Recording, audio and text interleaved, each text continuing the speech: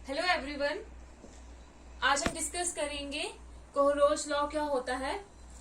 तो last time हमने discuss किया था मोलर कंडक्टिविटी कंसंट्रेशन के साथ कैसे इंक्रीज करती है स्ट्रॉन्ग इलेक्ट्रोलाइट्स की और वीक इलेक्ट्रोलाइट्स की।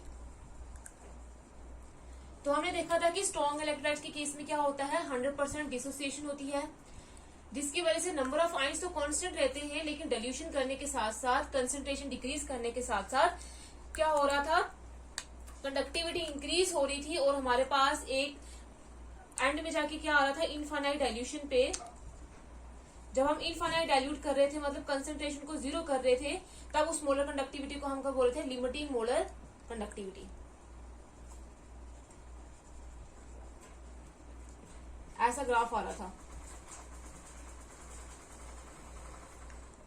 लेकिन अब बात करेंगे अगर वीक इलेक्ट्रोलाइट्स की, तो वीक इलेक्ट्रोलाइट्स के केस में 100% डिसोसिएशन नहीं होती है। डाइल्यूशन करने के साथ साथ डिसोसिएशन कांस्टेंट, डिसोसिएशन जो होती है, एक्सटेंट ऑफ डिसोसिएशन वो क्या होती है, इंक्रीज होती है। लेकिन एक वीक इलेक्ट्रोलाइट में फिर भी 100% डिसोसिएशन नहीं हो पाती है। तो इसकी वजह से क्या होता है कि हम ये जो लिमिटिंग मोलर कंडक्टिविटी होती है इसको अप्रोच नहीं कर सकते, क्योंकि इसमें कंसंट्रेशन जो है वो जीरो को अप्रोच नहीं करती वीक इलेक्ट्रोलाइट के केस में। तो वीक इलेक्ट्रोलाइट के केस में हम लिमिटिंग मोलर कंडक्टिविटी कैसे ऑब्टेन करते हैं, किसने स्टडी करी थी, वो हम कैलकुलेट कर सकते हैं बाय यूजिंग कोहरोज लॉ। तो कोहरोज ने क्या किया, जब वो मोलर कंडक्टिविटी के बारे में स्टडी कर रहा था एट इनफाइनाइट डाइल्यूशन, या जिसको हम लिमिटिंग मोलर कंडक्टिविटी बोलेंगे स्ट्रॉन्ग इलेक्ट्रोलाइट्स के लिए, तो उसने एक बहुत ज्यादा कुछ पैटर्न जो है वो ऑब्जर्व किया। एक इंटरेस्टिंग पैटर्न ऑब्जर्व किया। उसने ये देखा कि अगर हम डिफरेंस लें मोलर कंडक्टिविटी किसी भी इलेक्ट्रोलाइट की, अगर उसकी डिफरेंस लें, लेकिन इनफाइनाइट डाइल्यूशन पे डिफरेंट मोलर इलेक्ट्रोलाइट्स की, जिसमें कॉमन केटाइन और कॉमन एनाइन हो, मतलब उसने क्या किया, जब स्टडी कर रहा था उसने मोलर कंडक्टिविटी ली एट इनफाइनाइट डाइल्यूशन अलग अलग इलेक्ट्रोलाइट्स की, लेकिन उसमें एक कॉमन केटाइन या कॉमन एनाइन जरूर हो। तो उसने देखा कि जो डिफरेंस होगा उनकी मोलर कंडक्टिविटी का वो रहेगा क्या, सेम। जैसे अगर हम देखें, हमारे पास दो आयंस है, के पॉजिटिव और Na पॉजिटिव, पोटाशियम और सोडियम के जो आयंस है उनके बीच में जो मोलर कंडक्टिविटी का डिफरेंस है वो है 223.4 ohm inverse centimetre square mole inverse. तो अगर हम देखें इसकी कंडक्टिविटी, तो अगर मोलर कंडक्टिविटी है इनफाइनाइट डाइल्यूशन में देखें KCl की, और इसकी देखें NaCl की, कितनी इसकी अगर देखें तो कितनी होती है 149.9, और NaCl की होती है हमारे पास 126.5। अगर हम इनका डिफरेंस लें तो डिफरेंस इसके बराबर हो जाएगा हमारे पास 23.5 ohm inverse centimetre inverse mole inverse के सेंटीमीटर स्क्वायर मोल इनवर्स के बराबर होगा। अब अगर ये मोलर कंडक्टिविटी हम पोटेशियम की देखते हैं लेकिन KBr में, और NaCl की देखते हैं NaBr में, तो KBr में मोलर कंडक्टिविटी इनफाइनाइट डाइल्यूशन होती है हमारे पास 151.9 और इसकी होती है 128.5। तभी वो डिफरेंस कितना आ रहा है, 23.5। अब अगर ये मोलर कंडक्टिविटी हम लेते हैं पोटेशियम और सोडियम की KNO3 में, पोटेशियम नाइट्रेट में और सोडियम नाइट्रेट में, पोटेशियम नाइट्रेट की होती है हमारे पास 145.0 और इसकी होती है 120.6। तो डिफरेंस लेंगे तो क्या आ जाएगा हमारे पास 23.4। अब अगर हम इन तीनों के केस में देखें, तीनों जो है इलेक्ट्रोलाइट्स हमारे पास अलग हैं। इसमें KCl है पोटेशियम क्लोराइड, इसमें पोटेशियम ब्रोमाइड है और इसमें पोटेशियम नाइट्रेट है। इनमें तीनों में सेम क्या है, सिर्फ केटाइन जो पोटेशियम K पॉजिटिव है वो सेम है तीनों में।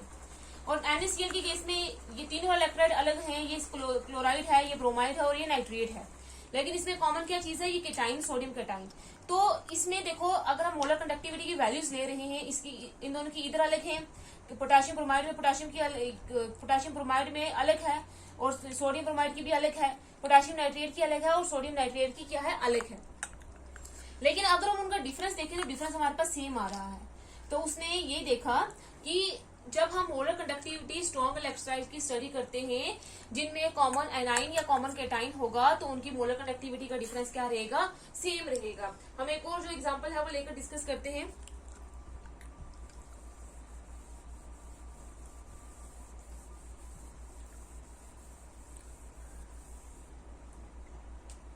तो molar conductivity infinite dilution KCl की लेते हैं और molar conductivity infinite dilution potassium nitrate की लेते हैं।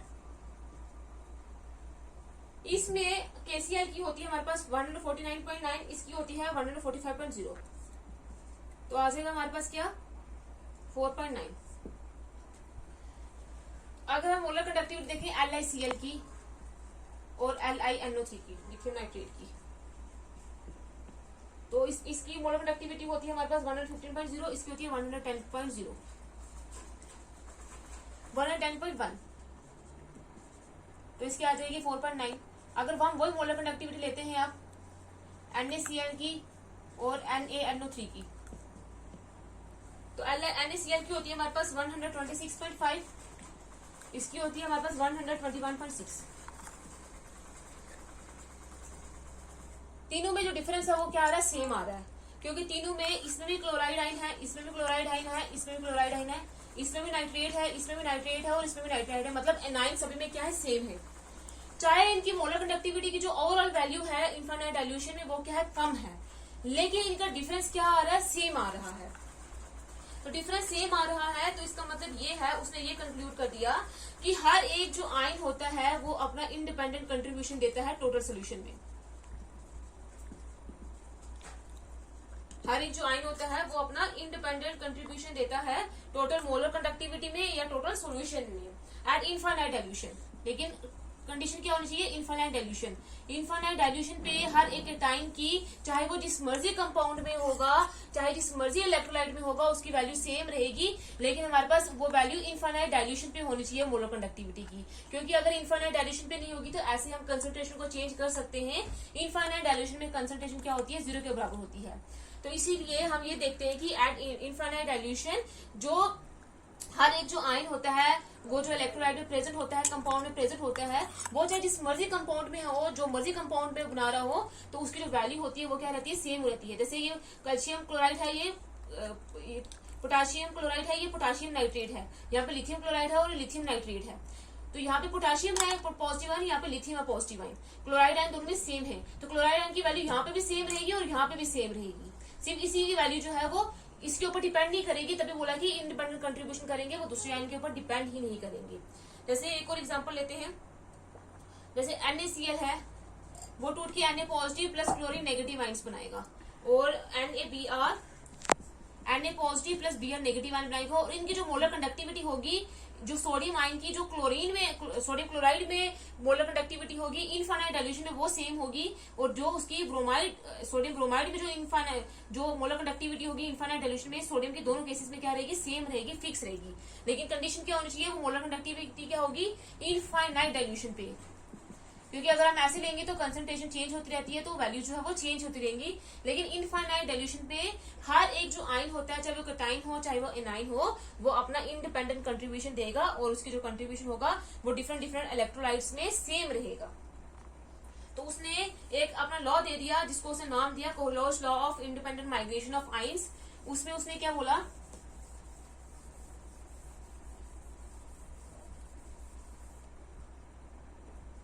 at infinite dilution when the dissociation is complete,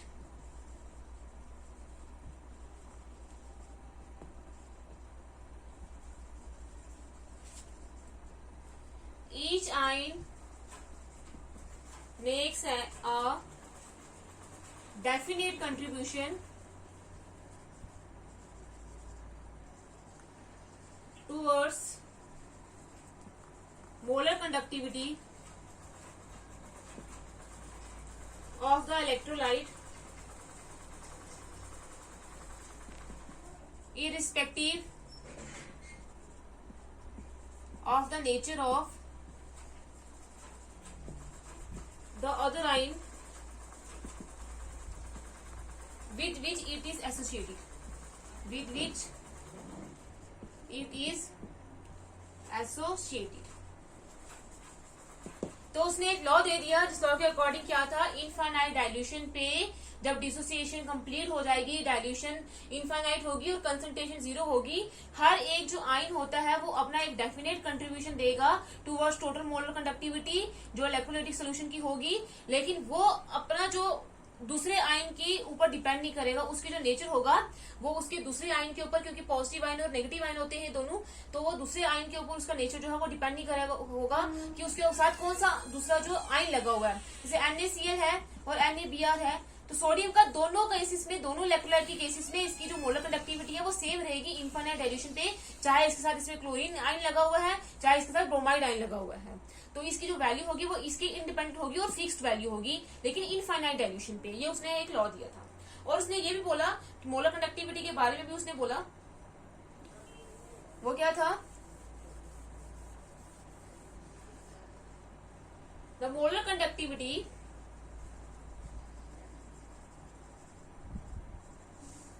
at infinite dilution for a given salt can be expressed as the sum of the individual contribution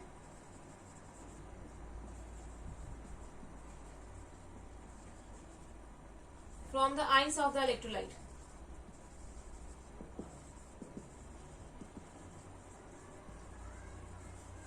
अब उसने molar conductivity के बारे में क्या बोला कि जो मोलर कंडक्टिविटी होगी eight infinite dilution, molar conductivity eight infinite dilution को हम रिप्रेजेंट करते हैं ऐसे, या फिर सिर्फ लैम्डा नॉट से।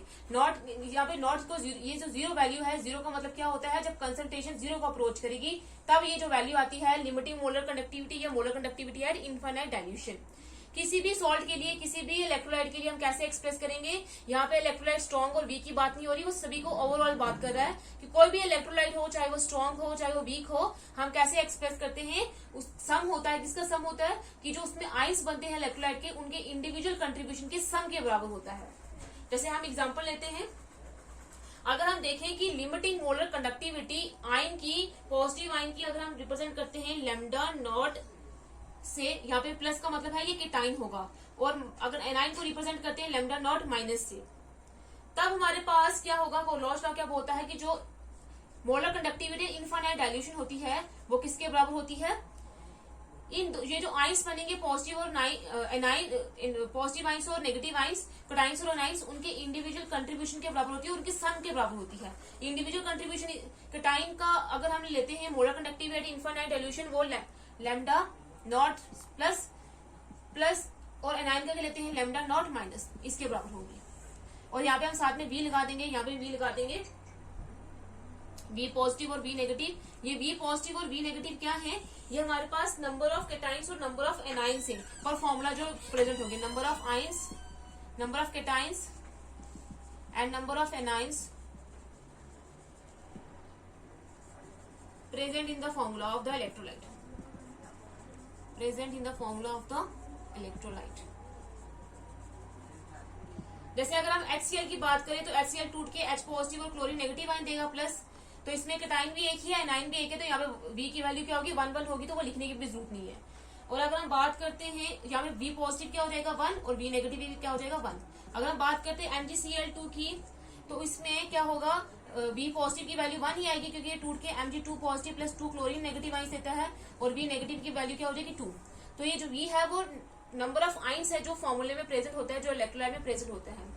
और लैम्डा नॉट पॉजिटिव क्या है, मोलर कंडक्टिविटी आयन की, केटाइन की, और ये वी नेगेटिव क्या है, मोलर कंडक्टिविटी एनाइन की, और टोटल सोल्यूशन की जो मोलर कंडक्टिविटी होगी वो इन दोनों के सम के बराबर होगी। ये कोहलॉश ने बोला है अपने लॉ में।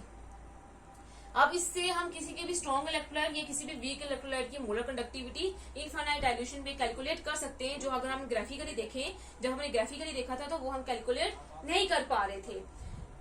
तो हम कुछ एग्जांपल्स लेते हैं, जैसे NaCl हो गया,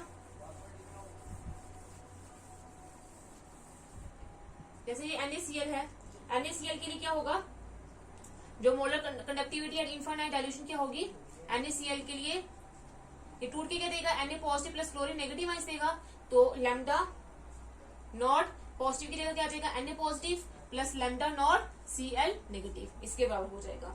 वैसे ही अगर हम मोलर कंडक्टिविटी या इनफाइनाइट डाइल्यूशन पोटेशियम नाइट्रेट की देखें तो इसके बराबर हो जाएगा lambda naught K positive plus lambda naught NO3 negative. फिर अगर हम देखते हैं लैम्डा नॉट की value molar conductivity infinite dilution की वैल्यू MgCl2 के लिए, तो इसमें क्या होगा lambda naught Mg2 positive plus lambda naught, यहाँ पे अब V की वैल्यू आ जाएगी कितनी है, यहाँ पे क्लोरीन ये टूट के क्या देगा Mg2 positive plus 2 chlorine negative, यहाँ पे आ जाएगा लैम्डा नॉट Cl नेगेटिव। वही अगर हम बात करते हैं अब Al2SO4 3 एल्यूमिनियम सल्फेट की, तो एल्यूमिनियम सल्फेट टूट के क्या देगा Al3 positive 2Al3 positive plus क्या देगा SO4 2 नेगेटिव 3। ये इसकी क्या है वैल्यूज है। तो अब अगर हम इसको देखें तो इसकी लिमिटिंग मोलर कंडक्टिविटी या इनफाइनाइट डाइल्यूशन किसके बराबर होगी, lambda naught 3 lambda naught Al3 positive plus 2 lambda naught Al3 positive plus 3 SO4 2 negative.